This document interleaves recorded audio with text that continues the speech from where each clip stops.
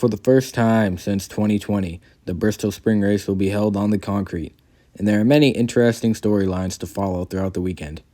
But what we really care about are the bets, and I will be going through and showing which teams to bet and which ones not to for the 2024 Food City 500. Ty Gibbs is my favorite this week. He ran third at Phoenix and fifth at Las Vegas, and last year in the Bristol Night Race, he led 102 laps and finished fifth. Now, the reason I like him the most is because of his odds. He's at plus 1,200 to win and plus 500 to be the highest finishing Toyota. And plus 350 to get a top 3 is also very good. Denny Hamlin is another one of my favorites this week, as he ran 11th at Phoenix last week. Unfortunately, that doesn't really tell the whole story, as he ran top 3 most of the day. But the main factor is that he's always been good at Bristol, in fact winning last year in 2023, leading 142 laps on the night.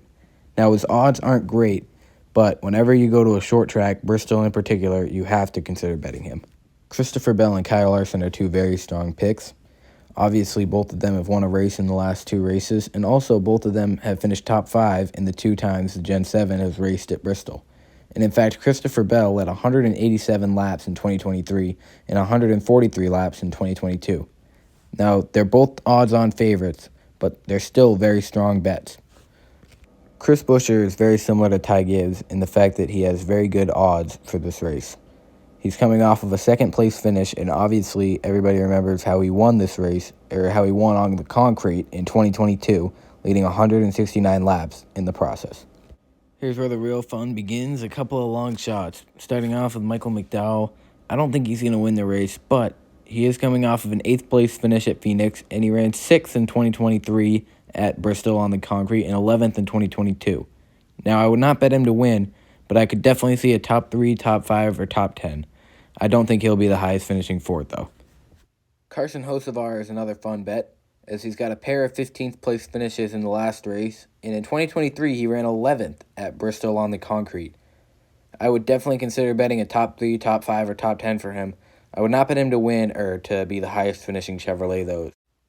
Some other solid bets are Kyle Busch, of course. You can never not bet Kyle Busch at Bristol. He had speed at Las Vegas. He did not have speed at Phoenix. And actually, I looked back, he did not have speed on the concrete last year at Bristol. But at the end of the day, it's Kyle Busch at Bristol. Ryan Blaney is another solid one with decently long odds coming off of 2 top 5 finishes. There's really not much else to say, just he's a solid bet. Ross Chastain is a fun one. He too is coming off of a top 5 and a top 10, and with his odds being, plus 2,000, I think you have to at least consider betting him. Also with those plus 850 odds to be the highest finishing Chevy.